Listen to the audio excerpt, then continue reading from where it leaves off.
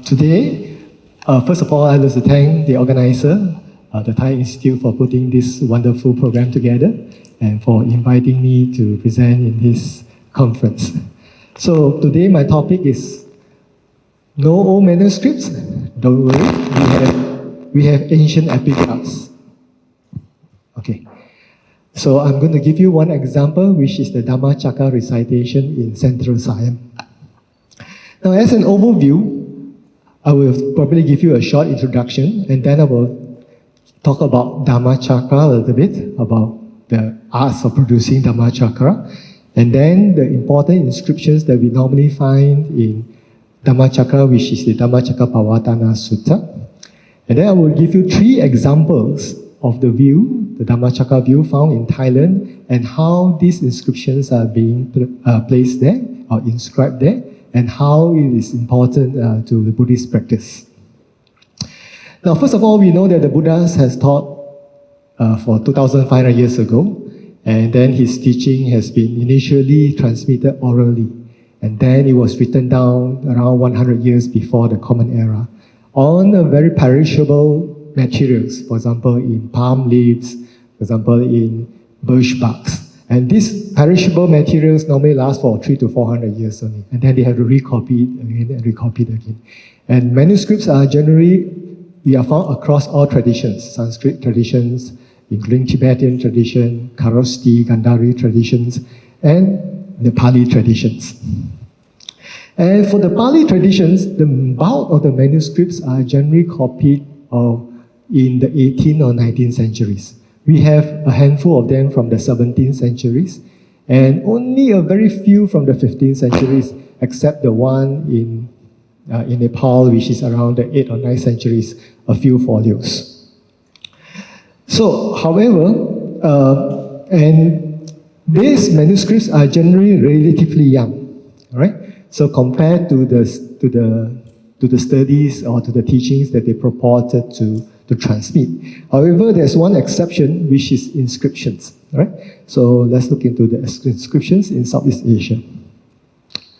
Now, Pali literature is very vast. So those who produce these Pali inscriptions do not intend to transfer the whole Pali Tipitaka, 45 volumes in the printed edition at the moment, into inscriptions. So what they did was to select important inscriptions or important excerpts of the Buddha's teaching and then inscribe them on stones or on artifacts. Now, this inscription gives evidence not only for Buddha Vachana, but certainly Buddha Vachana in practice, very much in rituals, very much in liturgy, in terms of public worship. For example, people go to the temple, they see the inscriptions, things like that.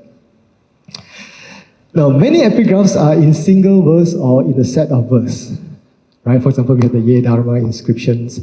And longer inscriptions from prosuttas are generally rare.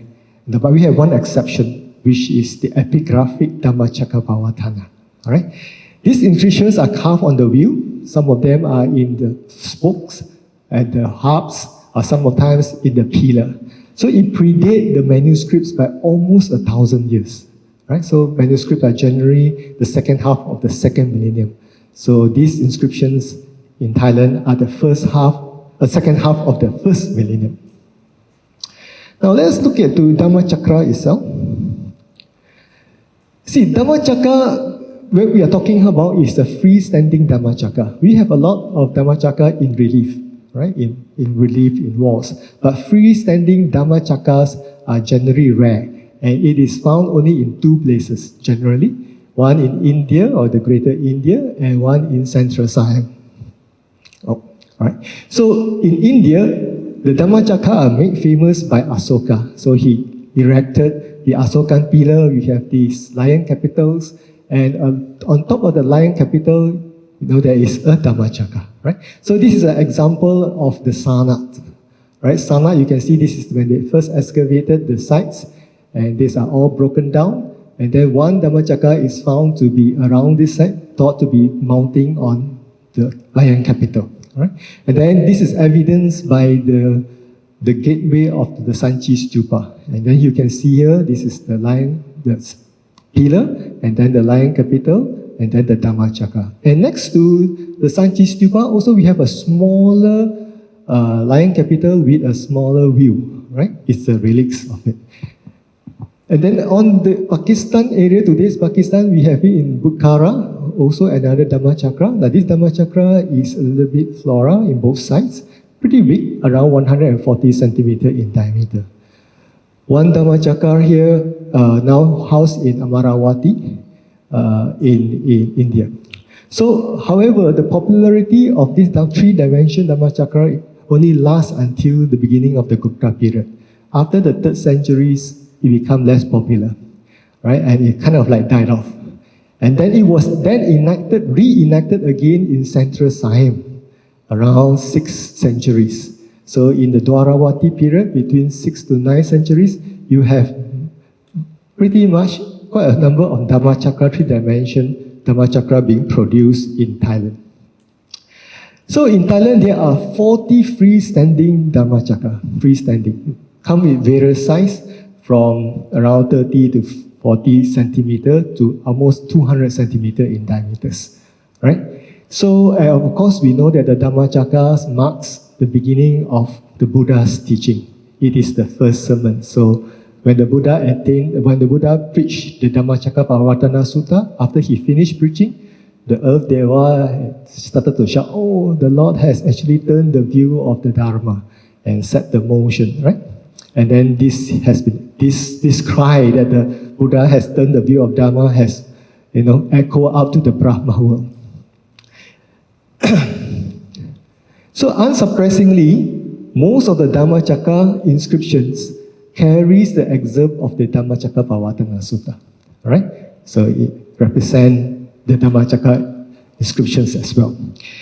And this passage in these Dhammacakka inscriptions are generally related to the four realities of the Noble One, right? And for example, suffering, origin of suffering, samudaya, nirodha, as well as the path leading to nirodha. And they are presented in 3 phases, the T-Pariwata, in 12 aspects. So for example, the jnana sacha, the knowledge of each reality. For example, suffering, this is the reality of the Noble One. And then the task to be completed, for example, suffering, this is the reality of the Noble Ones, is to be understood. And then the accomplishment, that suffering, this is the reality of the Noble One, has been fully understood. So each realities, each sacha is repeated 3 times, right? Jnana, and then Kicca Jnana, and then Tatta Jnana. So 3 times 4, 12 aspects. So we call it the Dwadasa Kara. Now, these Dwadasa Kara in Thailand are presented in various ways, right? For me, I classify them into 3 categories. The first categories, the Dwadasa Kara are presented in full, right? These passages are presented in full versus the printed editions. So there are 2 views. One view, you can see here, a very pretty big view with 180 centimeter in diameter, found in China province. And the other one from Thailand, but now it is preserved in the New Art Museum in New Jersey, USA. And one fragment which is currently kept at Lopburi Museum. But we felt that this fragment is part of this China museum. And then the other type is abbreviated Dwadasakara inscriptions. So this is one example we found is a view from Nakhon Pathom, now preserved in the National Museum of Bangkok. The third type is a condensed type, basically the Dwadasakara inscription in a verse. So we call it the Sacha Kicca Kata Jnana verse. I will come to you afterwards. So now let's look into, first example, the Dhammacakka of China. Currently housed at the China Muni Museum. So it was discovered in 1988 by a practitioner, a doctor, and while they are working on the field, they discover this Dhammacakka. And you can see here, the base of this Dhammacakka is pretty big. So it's around 7 meters in diameter, and we just do an illustration. Then you can see this is a fragments of the pillar and the lions, the Dwaravati lions. So you can see here, this is the base of the Dhammacakka, and this is the pillar. On top of that, we have this Dhammacakka, right? And then it is situated at the upper Chao Phraya basin, around this area near archaeological site called Utapao, right? So you can see here, this is a moated archaeological site. 2 moated archaeological sites, one is in Utapao, one is in Engjin Ooi. So in between, we have this site where the Dhammacakka is being erected. So basically, it is erected outside the town. So it's for travelers who are moving along, and then they can just stop by and pay their respect or do the rituals related to Buddhism. And you can see here the inscriptions. The inscriptions are written in Southeast Asia Brahmi. We dated it, and also the Fine Arts Department dated it to the 7th centuries. And the width of this is around 19 centimeters. So there are around 7 fragments of the view survive. Then we have 1 pillar fragments and 2 lion fragments. And then you can see here the reading of this Dhammacakka. The keywords for this phase of the Dwadasa Kara are all there. For example, you can see here Dukam Arya Satyam Parinyanti, right? So basically it says that this is the truth of the Noble One, that is the suffering that needs to be understood. And then Parinyananti has been understood, right? So the Buddha's teaching here is the classic here, when I understand that the truth of suffering, which is the truth of the Noble One, which is suffering, has to be understood. Then you have this Chakkum Udapadi. So vision arose in me, insight arose in me, wisdom arose in me, knowledge arose in me, light arose in me, with regards to the Dharma which has never heard before. So this is, and it repeats itself, okay? And then this is side 2. So these views are being carved on both sides. So again, you can see here, Idam Ari Dukkha Nirodho Arya Satyam, right? Then again, we have the Sachi Katan, it has been realized, should be realized, and has been realized. So if you put this into the passage, right? So we can come up with a recension. The bolded one are from the inscription. The non-bolded one are the reconstruct, right? So you can see here, this is the recensions of the Dwadasa Kara passage that has been circulated, or that was circulated in Central Siam at one time around 6 to 7 centuries, right? And then let's look at the next view, which is in the preserved in the New Art Museum, right? So this view, also a few months ago, the Thai government has actually announced that they wanted to repatriate this Dhammacakka from this museum. Okay, before they do that, let's look into the inscriptions. Now, this view, you can see here, these are, the spokes are embedded into the view. Basically, there's no empty space in between. So this embedded view, between these 2 spokes, there are inscriptions. So you can see here the inscription here. Right? So the diameter is around 136, pretty big view as well. And we date it based on paleographic ground, 8 to 9 centuries. Right? However, because this view was purchased from a dealer, before they sold this to the museum, they actually tried to repair it. Right? Unfortunately, when they repair it, they used epoxy. So you can see here it covered quite a fair bit of inscriptions. So it kind of like destroyed the evidence of the scripts. Now, the next question is, where is this view comes from, right? The provenance of these views. So at the moment, it is not quite clear.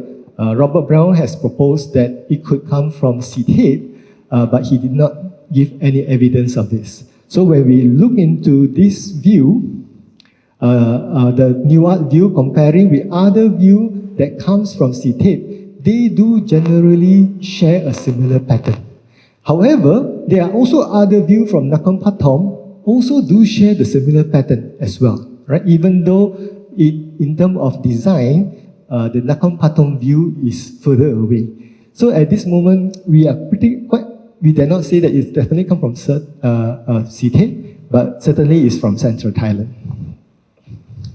Now this is the inscriptions from side 1. So the Dhamma view are also on both sides. So you can have side 1 and side 2. Again, you can see here the Dukam Arya Sacham are there. So, sorry, I cannot see Pariniyanti, Pariniyananti. So all the inscriptions are there. So there are 24 inscriptions at one side. But because certain part of it has been destroyed by the restoration process, so we can't read it, right? So this is side 1. Again, side 2. Side 2 is not so clear, the inscriptions. Most of them are quite difficult to read, and some of them are pretty fully covered by the epoxy, right? Again, we managed to pull out some key verbs in these inscriptions. So this side 2 has 23 inscriptions, side 1 has 24 inscriptions. So generally, side 1 inscriptions are more complete, all right? So to reconstruct the recension of this view, we use the side 1 inscription. All right, we take the side 1 inscription. Anything that side 1 is missing, we take the side 2 inscription. So you can see here those underlined, bold and underlined are from side 2 inscription. All right. So you can see here these are pretty complete. First up to 12, the Dwadasa Kara verses, but they are slightly shorter compared to the China view. The China view has phrases like Tam, Go, Idam, or Idam. Here they don't have, right? Straight away, they do Dukkha Nirodha Arya Sacham, right? Or Dukkha Nirodha Gamani Patipada Arya Sacham. So now this gives us another idea that in the around 8th to 9th century, what kind of recension is being circulated in central Siam.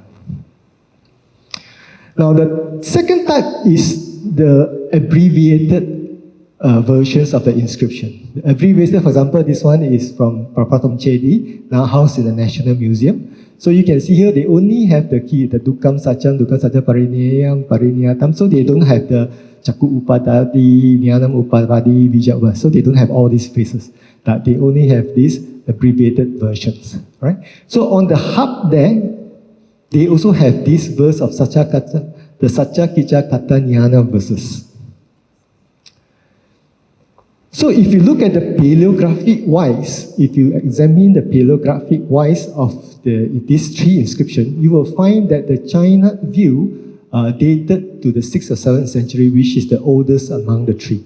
You can see here the R still got its long tail, the Ra still in a U shape, the Ka still has its tail, the Ya, the first leg is still curved, and then the Prapatom Chedi also the same. And then by the time it comes to New Art Museum, they lost their tail already, they lost their vertical curve. So generally we felt that these are the later scripts, so we dated it to the 8th or 9th centuries.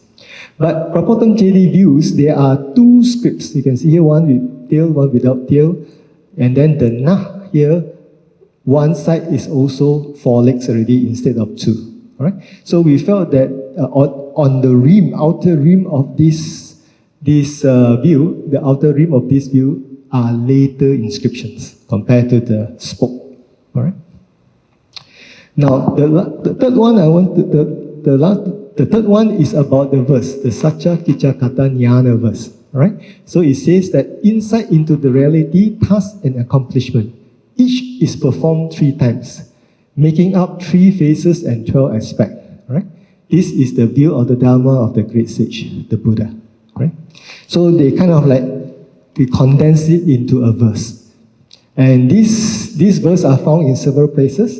First, it was found here in the view, Dhammacakka. It is also found in the circle. This is the base where they erected the pillar and then that house the Dhammacakka on top, right? And the third one is in Sabjapa 1 Dhammacakka pillar. So a few places it was found, this face. Now, interestingly, coincidentally, Here you can see the phrase is that there are 3 phases, and each phases come with 4 realities, repeated 4 times. Right? So the Dhammacakka from Mula Savastivadin's tradition also interpreted in this way.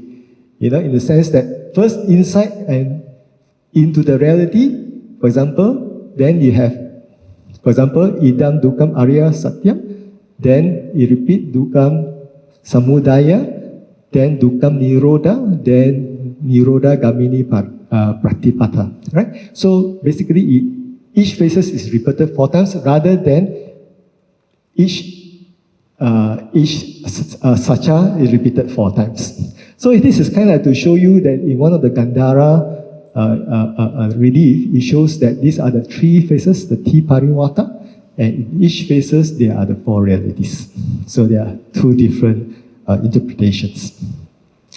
All right, so in summary, the epigraphic record shows that the Buddhist intellectuals in Dwaravati value the 4 realities. Right? They appear to have adopted the 4 realities in a didactic frame of their Buddhism as exemplified in the verse, right? The Saccakicca Kata Jnana verse. The productions of Dhammacakka was unique ritual and devotional practice characteristic and distinctive of Theriya culture of ancient Dwaravati. The 4 sacha were iconic in ancient Dwaravati. They are iconic in the sense of the teaching itself, which is important, something new, and in terms of visual representations of the Dhammacakka, because this big view is there to inspire confidence as well, right? And today, the symbolic Dhammacakka still grace rooftops, reliefs, and some temples also created 3-dimensional Dhammacakkas in front of the temples. All right, so I stop here. Thank you very much.